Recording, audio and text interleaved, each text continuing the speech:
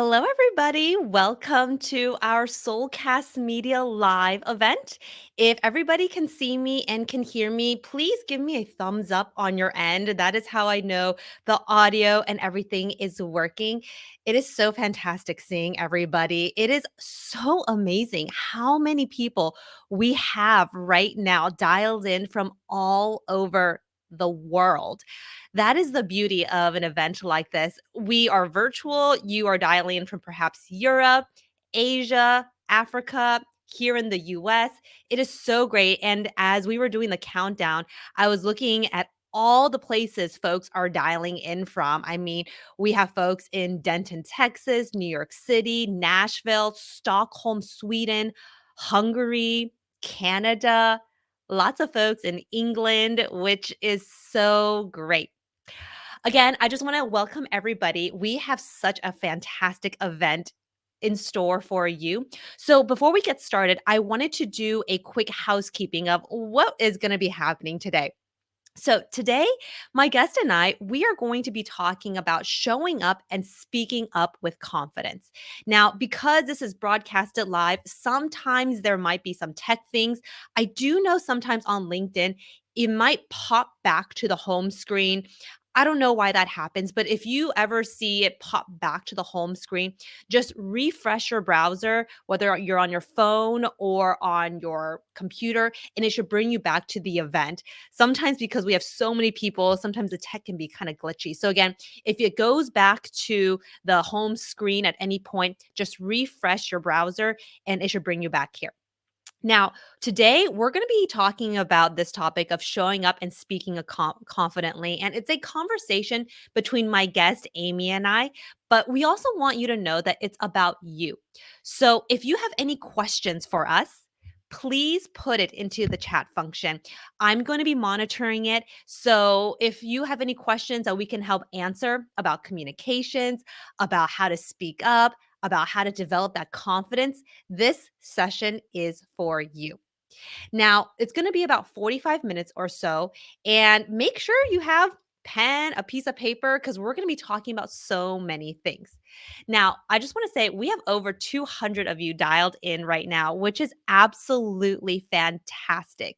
Now, for those who don't know who I am, I'm going to do a quick introduction. So, my name is Jessica Chen, and I am the founder and CEO of Soulcast Media.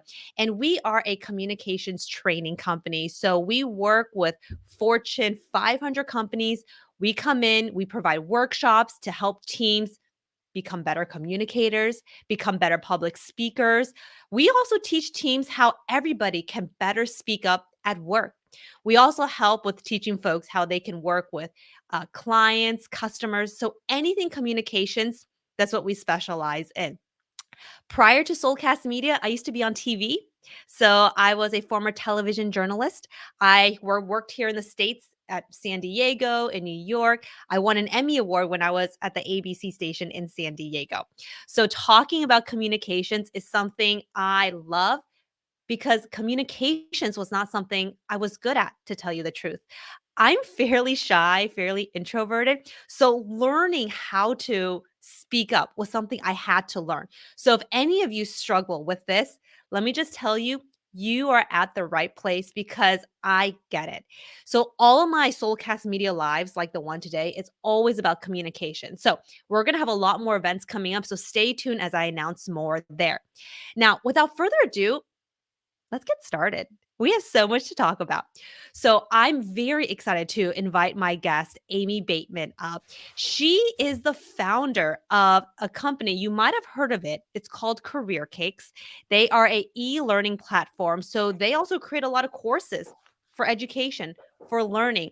She started that company, but even prior to that, she was in the recruitment and talent management space for many, many years. So, talking about skills, how to showcase ourselves, how to carry ourselves. These were things that we all have to learn, and Aimee is definitely an expert in this. So let me pull up Aimee, and we are so excited to have you. Let's see. Hi. Hi, Aimee. How are you Yeah, doing? really good, really good. Nice to be here. We have over 200 people who are dialed in from all over the world, Aimee. It is so fantastic. So Amazing. I gave a quick intro of who you are, but please tell the audience who you are and the work that you do. Yes, okay. So for the last 20 years, I can't believe it's been 20 years since I graduated from university. It's just flown by. But I started in recruitment. So I went straight into corporate recruitment. So I did that for about 10, 11 years. And then the credit crunch hit in 2010, 2011. We had loads of really talented people that were out of work through no fault of their own. And I just started a YouTube channel to just help people not need recruiters, right? They were coming into our offices and we were like, we haven't got any jobs.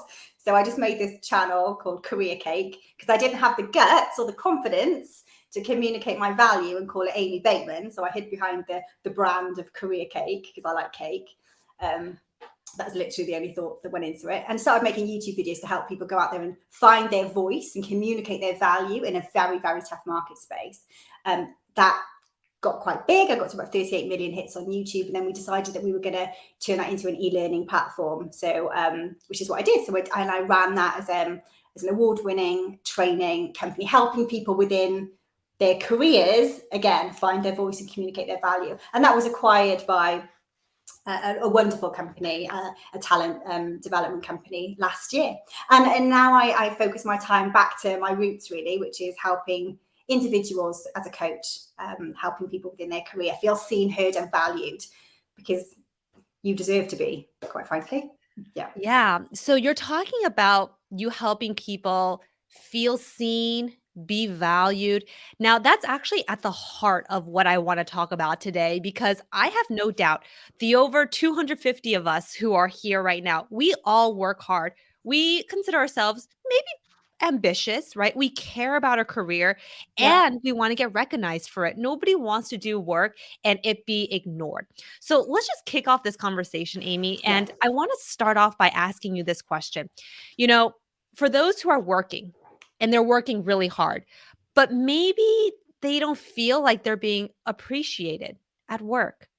Mm. People maybe don't listen to their ideas get dismissed. You know, if you ever are working with somebody like that, what would be some advice you'd give them if they feel perhaps very demotivated right now? Yeah, well, a lot of these things go back to the roots, which is courage and confidence.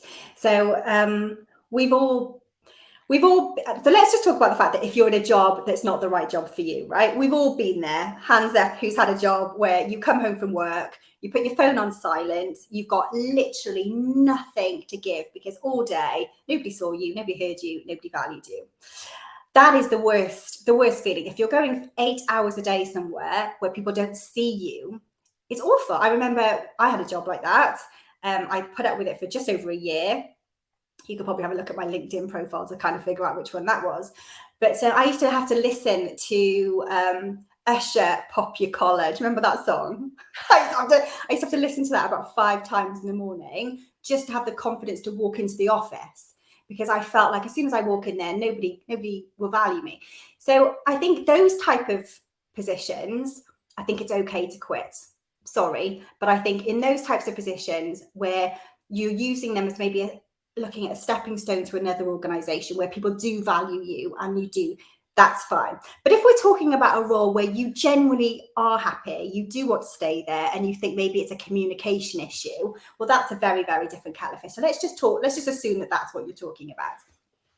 I think one of the biggest things is to find the courage internally to look at it starts with you. So I often have a friend that runs a coaching company which says it always starts with you.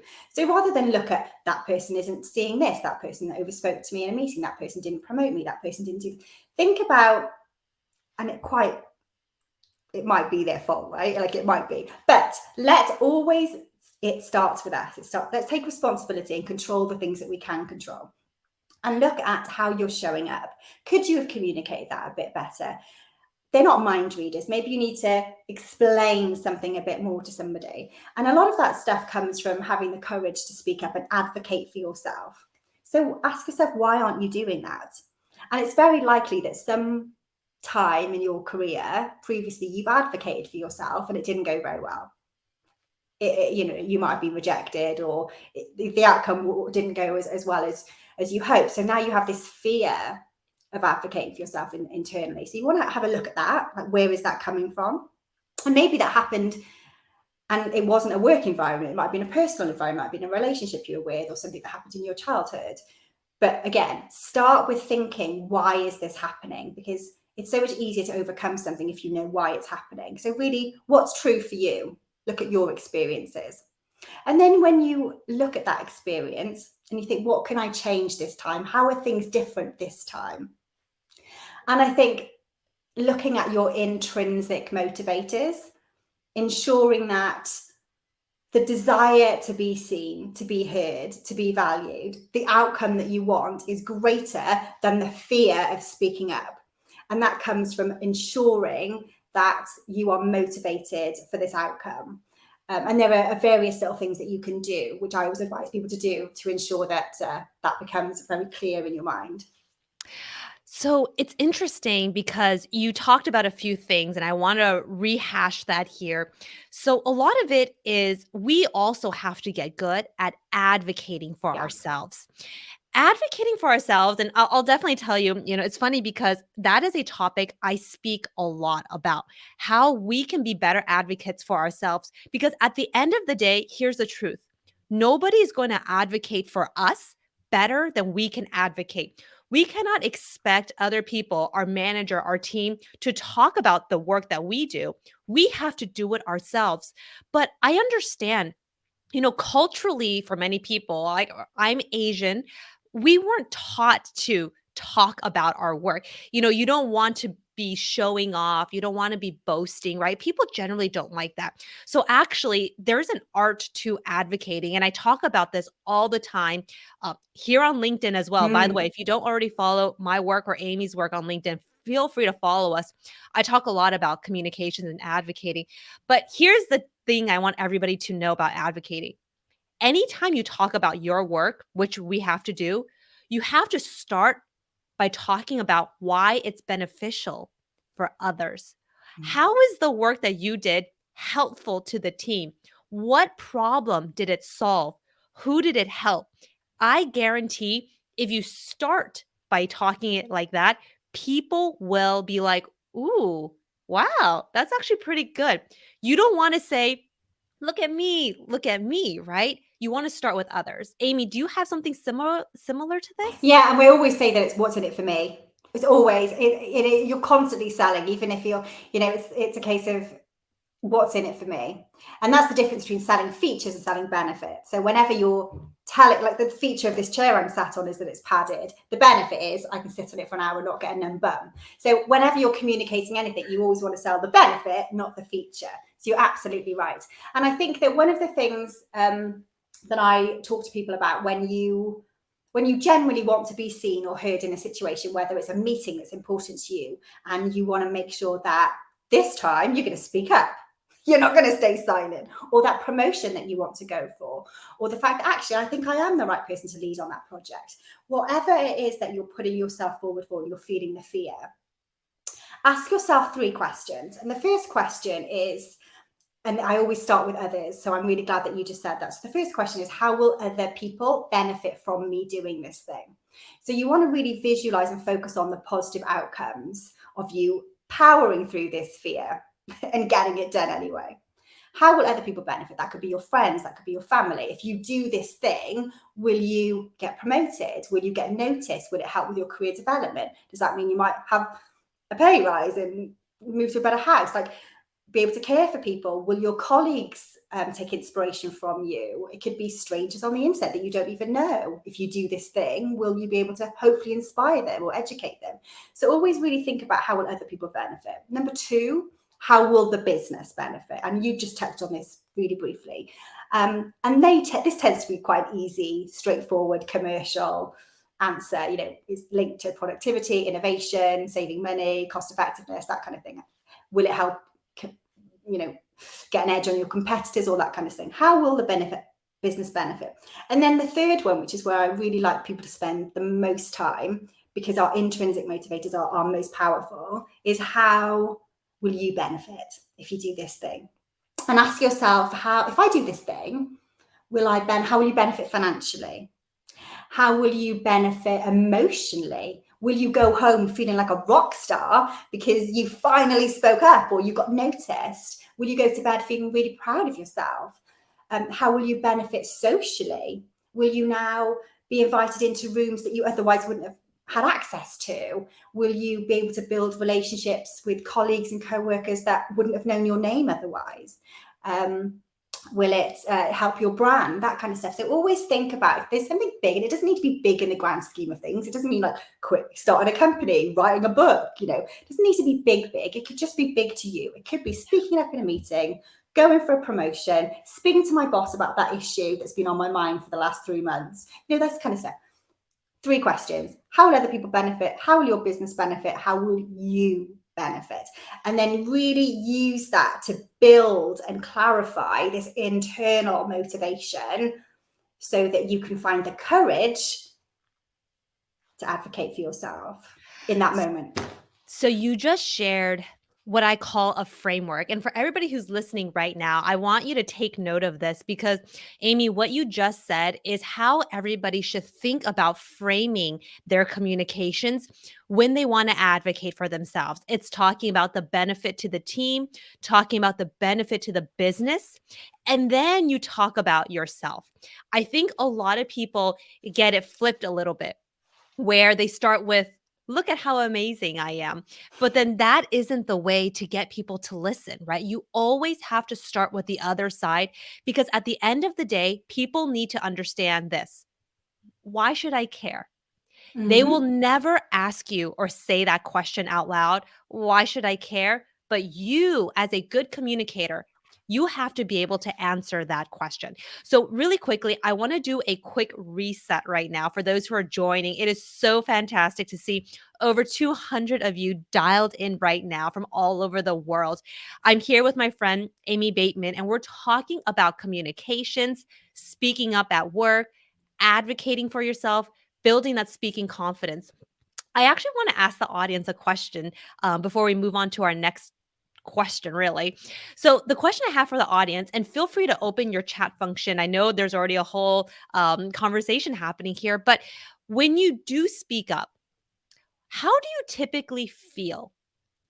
If you can write your answer in the chat function, when you think about speaking up at work and talking about your ideas or talking about the work that you do, how do you generally feel?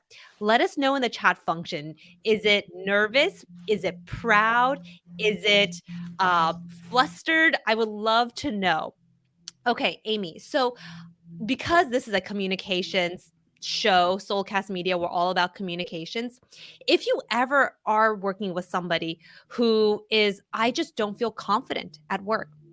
I just don't feel confident in my ability, maybe because I'm more junior or because people made me feel not confident. What do you typically say to these folks? Welcome to the club. Like, that's part of the gig. Like, deal with it. Like, nobody said that you were going to wake up every morning feeling confident. It's not like we didn't go to confidence school to become CEOs and progress in our career. Every single person that you admire still probably has days where they don't feel confident. Being scared and terrified and being confident are 3 things that you can experience all those 3 things in the same day. You're not one or the other. We are all complex human beings, right? I'm confident. You put me in a room in the morning, I'm killing it, right? I'm on fire. 10 minutes later, put me in another room and I could be terrified. So, and that's normal. That's fine. What you can be consistent with is not confidence, it's courage. So that's finding the strategies that even in those moments where you don't feel confident, you still get the job done because you're courageous. So you do it regardless of whether you're confident or not. That's the secret to having a wonderfully fulfilling career, actually. Yeah, courage, not confidence. That's what you want. I love that. It's not about trying to achieve this feeling of confidence. I think confidence is one of those things that happens the more you do something. The more Exactly. comfortable you are at doing something, you will Exactly. naturally be more confident. But you're saying, okay, instead, let's think about courage. Yeah. And I like that word so much because courage to me is action. Yeah. That's an action word in my book where you are thinking now, what can I do? What steps can I take? Who can I talk to help build up my confidence? Because Yeah. I don't think confidence, I mean, hey, there's probably some people out there who are naturally confident. They have a huge ego. Most of the time, people don't even like to be around those kind of people who are so, I don't know, like just showing off. It's always about them, right? But even those people, if you put them in a situation where it's new and they might not have done it before, there'll be a moment where they're not confident. And like exactly what you just said, confidence comes from doing something over and over and over again. So yeah, you're absolutely right. I'm looking at the comments that are coming in, and so many people, when I ask that question, when you have to speak up at work, how is it that you're feeling? Holly, you're saying scared. Let's see. Aimee, you're saying nervous. Stacy, worried. Raphael, awesome. Okay, I love the positivity, Yeah, Raphael. love You it. see, Yeah, brilliant. brilliant, absolutely. Let's see, Grace, nervous. Um, Patrick, somewhat exposed, all eyes on me. I mean, yeah, I mean, Mm, talk about mm. speaking up in front of other people. People who you're comfortable one-on-one with, because you're now speaking to a group, it's suddenly like everybody else is like the senior VP now. It's like they're a whole different person. But no, these are people who you typically would talk to anyways, right? And that's actually one of the things I want to talk about, Aimee. Sometimes I feel when it comes to speaking up, we can get so hyper focused on people's titles. The Oh yes. senior VP, the Mm. director, the CEO. And because we're so focused on, I'm talking to these executives, we get even more nervous. But here's and this is what I have to say about this. You have to humanize the experience of talking to that group of people. Don't think you're talking to the senior VP, the director, the CEO, the CIO or whoever. Think of it as you're talking to Jessica, you're talking to Aimee, you're talking to Ben, you're talking to Jennifer. I think that truly makes a huge difference. Aimee, what do you think about this? Yeah, brilliant advice. Yeah. So I fronted a campaign with LinkedIn. We're going on maybe even like a decade ago. It was quite a long time ago. In fact, I think the video is on my YouTube channel. Um, and LinkedIn did this thing in the UK where they interviewed, I think it was like 5,000 professionals across various sectors. And I can't remember the stats. I would need to go back and check because I'm like 10 years ago. I've slept since then. So I've clearly forgotten. But it was something crazy. Like 80% of people on LinkedIn wouldn't connect with somebody if they had a more senior job title than them because they would be scared. And I see this a lot because I tend to help people with career changes. So looking for a job, you see a title and you're like, oh, they must be better than me. No. Also happens when you see somebody that has more experience than you. Just to know that if somebody has 10 years more experience than you, doesn't mean they're better than you because they could have been doing it wrong for 10 years. Like that's not true. Also, if they're older than you, that you must think, oh, they must be better than me. No, I've been in lots of rooms of people that are older than me that I don't think are smarter than me on a particular topic. And I've been in rooms with people that are half my age that are super smart and can run rings around me. So all of these things I think is worth remembering. But what I tend to do with people is the humanizing thing, which you just said, which I absolutely love. I tend to do this with people. Imagine that person at home on the weekend with their husband, their wife, or their kids. I always think, oh yeah, he's got a big fancy job title, but he might have left a wet towel on the bathroom floor this morning and his wife told him off. Like we've all got people in our lives, no matter who you are. You could be a career rock star. You get home, your kids are on your case, your husband's nagging you because you didn't do the shopping or whatever. Like they're just people. So I always try to imagine people, or again, something else I like to do, imagine them and look at their career on LinkedIn, look at their first job. So go straight back. If you're intimidated by them and you're looking at their LinkedIn profile and you think, oh God, this person's amazing. Go back 20 years and look at their first job. I bet it was exactly the type of job that you did or you're doing now.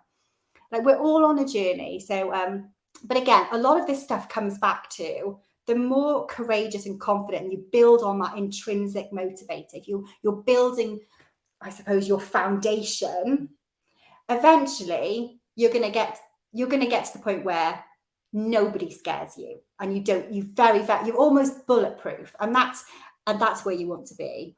But it takes time. It takes time.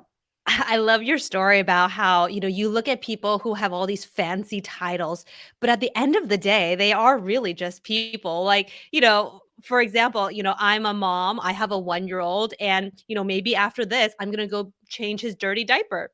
Yeah, I got That's just mine. I had like I was on a billboard, right? Because I was this like CEO of this tech company. We raised all this investment. I was on the back of a bus. I was on a bus, and I'm like, I literally, I'm literally like, I'm not that person. Like, I've got a 9-month-old baby. I'm changing diapers, or nappies as we call them. I'm picking up dog poo in the garden. At 2 o'clock in the morning in my pajamas. Like, we're just people. yeah. Yeah. I think and that's what I want everybody to feel, and this is really kind of like the heart of what I want to talk about. It's like when we think about speaking up, it's humanizing the experience and just remembering, right?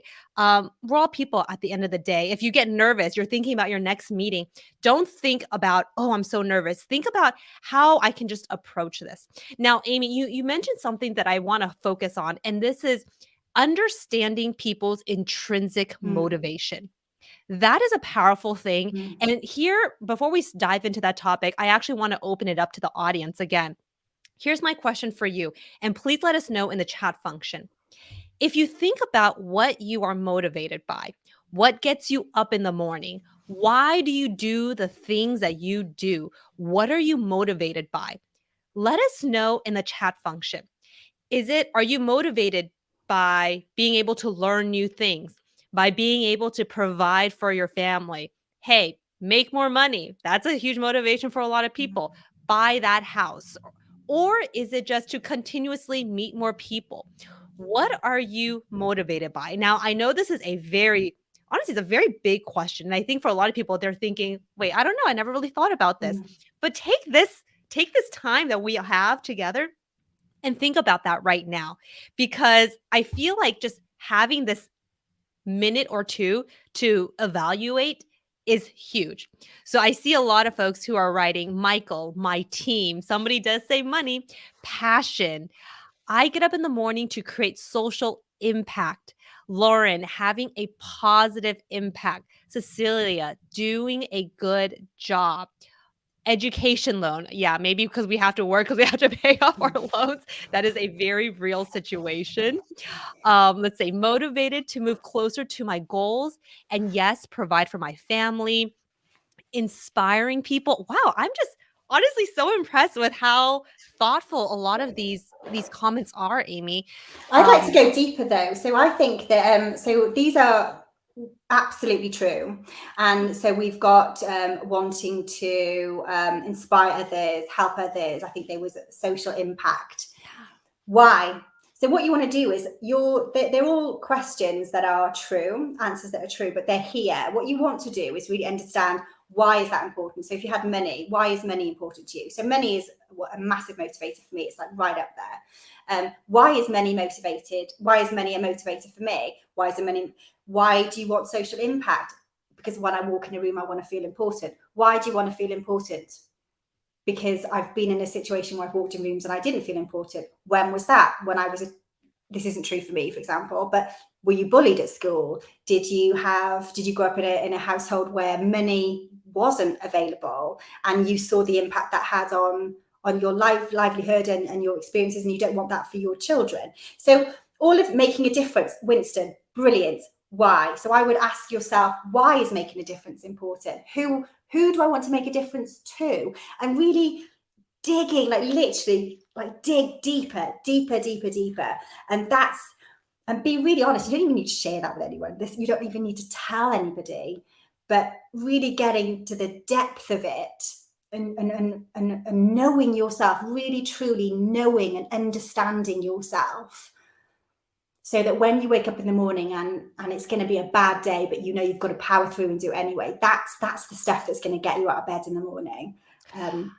So really, I would challenge you all to just dig. To be honest, a lot of you probably know, but you just didn't want to write it on a public chat, which is fine. But yeah, that's just what I wanted to add to that.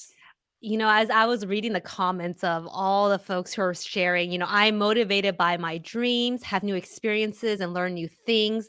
Let's see, helping people around me. I'm thinking about what I'm motivated by. So Mm. obviously, you all know at Soulcast Media, we're a communications company. So we help folks with communications, public speaking. We have a lot of courses to teach folks this. And trust me, when I first started Soulcast Media, I was like, why? Why am I doing this? What am I motivated by? And I think back to sitting in meetings with 2, 3, 10, 15 people. And I would look around and I would always see that there were always just maybe 2 or 3 or 4 people dominating the conversation. And I would see other people who are more quiet, who would not say anything in a meeting. And it would honestly just frustrate me so much because you know what? I used to be that quiet person. And I would be so frustrated because I was like, why aren't we including more people into this conversation? But also, why are the more quiet folks not speaking up? And I feel like there's so much knowledge, insight, expertise left on the table because we don't include them in the conversation. So to me, I'm motivated by teaching people communication skills because I understand that struggle. I used to be that quiet person. And let me tell you, learning how to be a strategic communicator changed my life. And I'm not just saying that, but it's not just, hey, speak up in a meeting. It's like, how do you do it? And that's really the foundation of the work that I do, Aimee. And by the way, for those who don't know, I have a lot of LinkedIn learning courses. Aimee, I think you're also on LinkedIn Learning too, right? Mm-hmm. Your course. Yeah. So, you can go to our LinkedIn learning courses. We have all a bunch of stuff to learn. Or you can just go to, my website, soulcastmedia.com. We have a lot of communications courses that you can take. So that's what I'm motivated by. Aimee, what are you motivated by? So I'm going to go a little bit deep because I've done the work, right? But I spent the majority of my teenage years growing up in foster care. So I moved different foster homes throughout my childhood and didn't have a lot of confidence. In fact, I had zero confidence and managed to get to university, but not because I particularly wanted to go to university, but it was a way out of the system for me. Like a lot of children that are living, young, fabulous, awesome young people that are living in care. So I also had this really deep-rooted vibe that nobody's coming to rescue me. There's nowhere for me to go. There's no one looking after me. You've got to live the life you make, not the life you're given, kind of thing. So, and then I got my first job, which was in recruitment, and all of a sudden, I got really judged growing up. I was always the care kid. I was banned from our shop just because, oh, she's in foster care, she must be trouble. I'd never stolen anything, but you just have this, when people demonize what they don't understand, and 25 to 30 years ago in a little fishing village in Pembrokeshire in West Wales, people were like, she's in care, she must be trouble, but I wasn't. So I was judged loads, and then all of a sudden I got this job, and I was really good at it. I was really good at selling people and getting people jobs. So I made loads of commission. So obviously I made the company loads of money. So they really liked me. So all of a sudden I was being judged from a completely different perspective, and it felt amazing. These levels of self-esteem started growing in my body, and I was like, I actually think I like myself, and I'd never felt that before. So, and I thought, if you put somebody in a position where for 8 hours a day, they're seen, heard, and valued, it will impact everything else in their life. They will then have better friendships, better relationships. They'll, all this kind of stuff. They'll show up everywhere else. So there'll be better mums, dads, brothers, sisters. Somebody on the comments, I've forgotten your name, but I read it really quickly. When you're happy at home, when you're happy at work, you're happy at home. That is why I do what I do. So, because I know the impact it has on me. So I'm not a life coach, I'm not a relationship coach. But if I can get you into a place, into a job with 8 hours a day, they see you, it will impact everything else in your life. And everyone deserves that. Every single person on this planet deserves that. So that's why I do what I do. I think even just talking about this topic of motivation and what's really inside all of us is actually part of building that courage and that confidence to speak up in meetings. And it's so amazing. And by the way, I hope everybody's also reading the amazing conversations that are happening in the chat function. Now, really quickly, I want to let you all know that on the screen right now, we have the VIP pass. So, for those who are not familiar with the VIP pass, anything that I'm saying, Aimee's saying that resonates with you, actually, at the end of this, we compile all our show notes and we email it to you directly. So, all the golden nuggets, that's what I call them, all the golden nuggets of things that we've talked about will be emailed you to directly. So, you don't have to worry about taking down notes. What's also great about the VIP pass is it's not just for this event, it's for all our Soulcast Media live events. And I'll let you know, we do this every week, every other week or so. So if you ever miss one of these, the VIP pass gets you access to all our show notes because I know sometimes it can be hard to jump on and watch these, but these are always so valuable. So, Aimee, I want to ask you another question about communications. And this one actually has to do with public speaking because I know that there was some of this kind of going on in the chat. I saw that, And yeah. yeah, a lot of people are asking about public speaking. So actually right now, before I ask you this question, Aimee, for those watching, when you think about your public speaking skills, how would you rate it? 1 to 10. 1 is being, I hate it, get me out of here. Don't tell me to speak in public. 10 is no problem. Sign me up. I got this. I want to ask everybody, where do you feel when it comes to public speaking and your skills? Are you 1 or are you somewhere in between or are you 10? Just put in a number in the chat function. I'd be really curious to see what our audience thinks about public speaking and just kind of where you feel like even your skills are at right now. So, Aimee, for those who are very nervous about public speaking, because it has to do with speaking up at work sometimes too, what are some tips that you give people on public speaking and speaking in public? Well, I'm definitely not a public speaking expert. I would throw this back at you because I bet your advice is definitely relevant here. So I will just give a little bit of what I do. So one, if it's whether it's in person or whether it's online, like for example tonight, for example. And by the way, I'm at a 10. I used to be at a 3, but obviously I've done it so much over the years that I'm okay with it. So even if you're at a 5, I can see a 3 there. I can see a 1. Robert, you're a 1. You might not be a 1 forever, is all I'm saying. But I like to familiarize myself with the room. So when I used to do a lot of face-to-face stuff pre-pandemic, I would work the bar, go to the toilet, chat to people in the, I like your handbag. Where did you come from? And the more you push yourself to familiarize yourself with, go early, have lunch. Even if they said you don't have to come for lunch, come afterwards, go to the lunch, see the people. And when you're on that stage, there'll be 2 or 3 people that you've chatted to, even if it was only for 2 minutes at the coffee bar. And you kind of feel like you're not talking to strangers. I do online too. So I'll have a look to see who's going to events that I'm speaking at, and then I'll connect with a few people, have a few messages, I call them touch points. And then once you've had a couple of touch points, it just makes it so much easier because, again, you're talking to friends. There's a few people that were on the list to come tonight that I saw were in the same space as me and I connected to, and we've had lovely little conversations before tonight. And I'm like, no, I'm just speaking to friends. So it's less nerve-wracking. And then the last thing that I will say is music is a massive thing for me. So I've done a lot of training and coaching with professional sports people. That's what I did for a really large part of my career.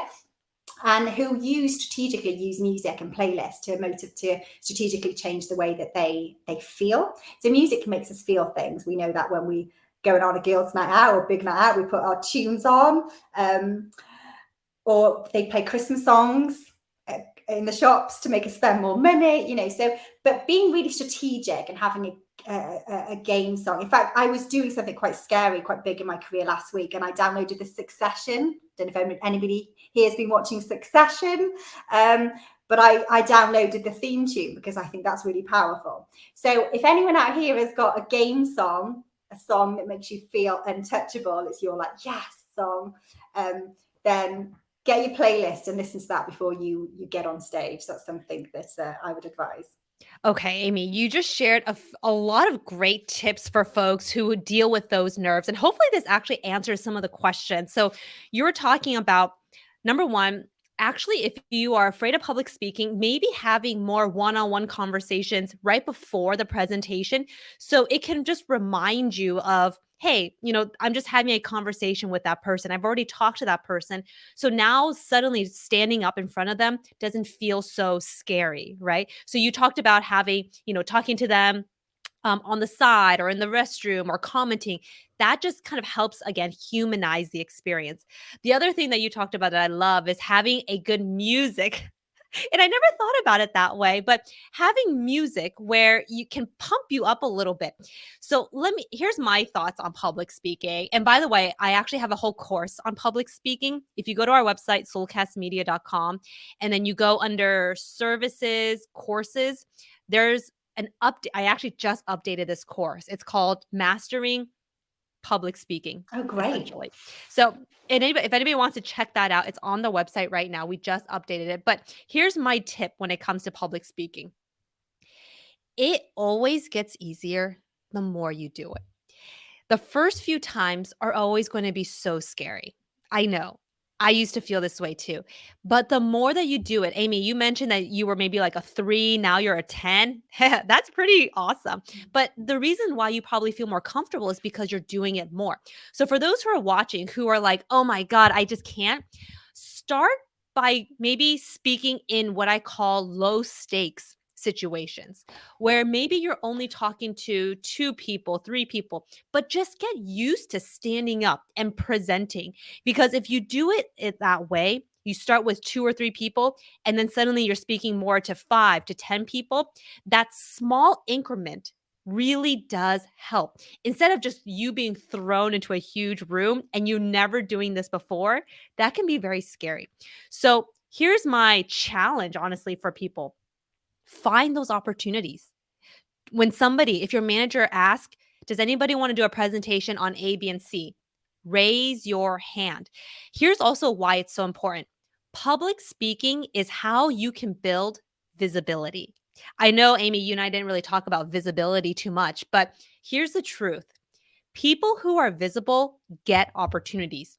People who are visible are top of mind. So when opportunities do come up, they go, "Oh, wait, didn't Aimee just talk about this the other day? Or didn't Jessica just say something?"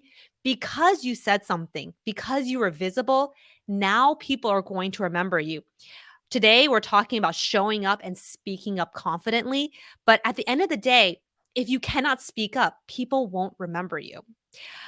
Aimee, do you have Brilliant any thoughts advice. on this? Brilliant, brilliant, brilliant, brilliant, brilliant. I love that. I've never thought about it, and I think that's brilliant advice. What you just said about the low stake. So I talk about this when you go to networking events. There's people that you really want to speak to. Don't speak to them first.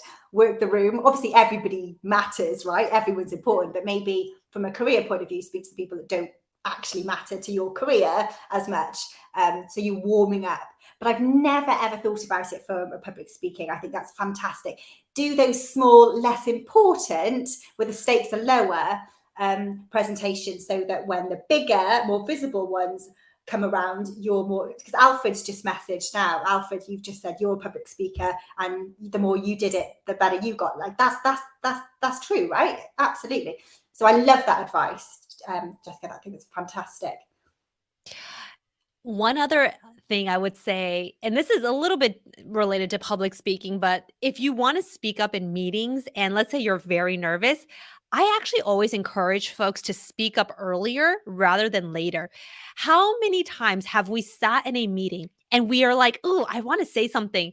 And then you don't say it, and then the conversation moves away. If you have something and you feel that urge, grasp it. Take advantage of that energy because usually it's that surge of energy, right? When you have an idea, you're like, "Ooh, I have an idea." That's a surge in energy that you want to be like, "Okay, let me just say it." Don't I think sometimes for us thinkers, we just ruminate. Mm. Is that good?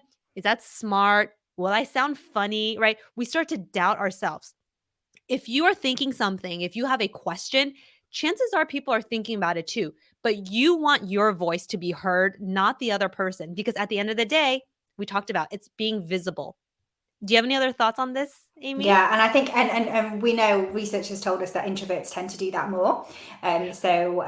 Which is actually a really good thing, because the thing is with introverts is that and I'm an introvert too, so you think a lot, you live in your head a lot, you overthink things, which can be a negative, but it can also be a really positive as well, because it means that you notice the people, like you said, you notice the people in the room that aren't speaking, your active listening skills. You don't just listen to what people say, you also listen to people that aren't saying anything. So being an introvert, actually, you can progress in your career, not despite being an introvert. You can have a brilliant career because you're an introvert. I always think introverts have these superpowers. But just be really, really careful that it is something that staying in your head and overthinking. Because how many times have we been in a room where somebody said something and you've thought, oh, I was just about to say that. So yeah, I think that's great advice. Yeah. Here's another thing about speaking up. Nobody's going to give you permission to do it. You have to find that opportunity for yourself. You cannot wait for somebody to be like, Jessica, do you have a thought on this? That probably will never happen. So that means we have to carve out that opportunity for ourselves. Now, one other tip that I would like to share with folks is sometimes you don't even have to say anything profound as part of speaking up. Sometimes all you have to do is just say, that's a great idea, Aimee. That's an interesting point. Literally just saying that, again, can help you practice using your voice. Sometimes we get so stuck of it has to only be the right thing. It has to be the right idea, right? You have to get out of that mentality. And again, nobody's going to give you permission to do it. And a lot of the times when people go into meetings as well, this is more specific around just meetings, not so relevant with public speaking. But if you're the person that goes into a meeting and you think, oh, I wish I just contributed more into meetings. A lot of people, especially early on in their career, so Careercake, the business that I founded and we scaled that and sold it, we specifically focused on the first 15 years of people's career. So that first decade when you're still building your self-awareness, your emotional intelligence, your confidence, your courage, all that kind of stuff. And it was something that a lot of people had real issues with, which was speaking up in meetings. And we would always say to people is that focus on the material rather than the audience. So focus, because you go into a meeting and you're so focused, not on the topic of what you're actually talking about, like the problem you're all there to talk about. They would focus on the individuals and the personalities and the dynamics of the people in the room. And it's like, that's not necessarily the place where you need to focus. Focus on the material, focus on the topic, focus on your idea, focus on, like you said earlier, how you communicate the value and the benefit to the business. So when you're in the room, you're an expert on the topic, you're not worrying about the people sat around the table so much. And then that can help you in that moment when you have that urge to just power through, because you're pulled by the topic rather than the people sat around the table. Yeah, and that's a great point, Aimee. It's like for anybody who gets nervous, it's trusting that you know what you're talking about, right? Yes. You know what you're talking about. You know something other people don't know. So if you need to write a post-it note to remind yourself, hey, I got this, put it a post-it note, put it next to your computer so you remember, and it can help you give that confidence. So I want to say we've been chatting for, oh my gosh, close to 45 minutes now. And it's so great to see everybody still dialed in. Now, as we start to wrap up here, Aimee, I want to ask you kind of this last question of if there's any advice you would give folks in regards to communication, speaking up, what would that be? Now, before we even do that, I did see some folks who are asking, how can I get this recording? So first of all, we have our VIP communications pass, which is what you see on the screen. It has all our show notes. So if you want our show notes and not have to watch all these workshops, all these episodes, please get that. It's once you're a VIP pass holder, you're a VIP pass holder for life. So it's actually very, very awesome. I would encourage that, but go onto our website, soulcastmedia.com/tips, because that's also where we announce all our upcoming workshops. So Aimee, do you have any tips, something that you'd want people to walk away with of how they can be better communicators? Yeah, so okay, I didn't even ask me this, but I do have something, so that's lucky, isn't it? So I actually, this is the topic of my TED talk, which was The biggest prison that people live in is the fear of what other people think. And I'll say that one more time. The biggest prison that we live in, me included, all of us, is the fear of what other people will think. So sometimes not taking action, not speaking up, not putting ourselves in that position is because we're worried about what people will think. So getting over that has been the biggest lesson in my career. So when it comes to communicating, if you can make sure that you're speaking your truth, not the truth of the person whose payroll you're sat on, not the person that you met at that networking event or your friends and family or whatever, your truth, that you totally back that what you're saying is true for you and it matters to you, then that's important. Because if you just live by people's compliments, so it's like, oh, well, I said something, but loads of people said it was good, or I did a presentation and loads of people said it was really good, so that's fine. I feel good because everybody said it was good. If you, like, that's nice, right? Like, that's lovely, but that's dangerous. Because if you live by people's compliments, you will die by their criticisms. So what I mean by that is, if you do a presentation, but you know that it was good, but the feedback wasn't so good, or people go, oh, I didn't like that so much, but you're still proud of yourself, that's okay. But if you don't really value your own judgments and your own opinion, your opinion of you, then that's where the real power lies. Because otherwise you'll go somewhere and you'll get negative feedback, or you'll get a response and go, oh, she didn't communicate that very well, or she could have articulated that a bit better. Then you'll go home and you'll feel rubbish. Never prioritize other people's opinions of yourself above your own opinion of you. I think that is really, really important. And yeah, you want to take feedback and all that kind of stuff and listen and improve. But ultimately, your opinion of you is what matters more than anything. I hope people feel motivated after hearing that. And here's what I'll add: at the end of the day, we cannot please everybody. We cannot make every single person happy. As long as we do good work, have good intentions, want to keep learning, that's the best we can do. It's so easy for us to want to make sure everybody's happy, to please everybody. But at the end of the day, the only person you're going to disappoint is yourself. So do the best you can, have good intentions, keep learning, be open minded. That's all we can really hope for. Aimee, I'm so happy that we had this time together. Everybody who stayed on, we still have so many people who stayed on the entire time. I want to say I'm so grateful. Aimee, how can people follow you, get in contact with you if they have any questions? Okay, so you can follow me. I've sold my business last year. I have nothing to sell you. There's no, like, so, you know, just connect with me on LinkedIn and say hi. That would be enough. That would be lovely. Send me a connection request. I'm also on YouTube. I've just started a new YouTube channel. So you can, so it's Aimee with an AIMEE, not AMY. It was my mum trying to be posh by spelling it fancy. AIMEE. So just connect with me, really. That'd be lovely. That'd be lovely. I'm all about just, you know, surrounding myself with good people. So just send a little connection, a little hey. If we are also not connected on LinkedIn yet, be sure to connect with me on LinkedIn. I mean, the fact that we're all here, it means we're already on LinkedIn. So connect with both me and Aimee, or you can follow our stuff. I also want to share again the VIP Communications Pass, which is on your screen right now. It's a great way for you to just stay on top of the workshops that we do, all the events that we do. And plus, if you can't attend, we email all the tips to you. I want to share with everybody, we have actually another Soulcast Media Live event happening next week. It's actually a solo one. So it's actually just going to be me.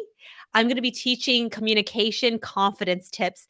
And what's different about that one is I'm not going to have a guest. So it's actually just me teaching tips. So be sure to RSVP for that. You can do so by going to this website. Feel free to write it down: soulcastmedia.com/events. That will take you to the site where it'll talk about my next Soulcast Media Live. That's happening next week. So if you loved this one, you want to keep learning, follow me, RSVP for that, because I love talking about communication. So that's kind of like my thing.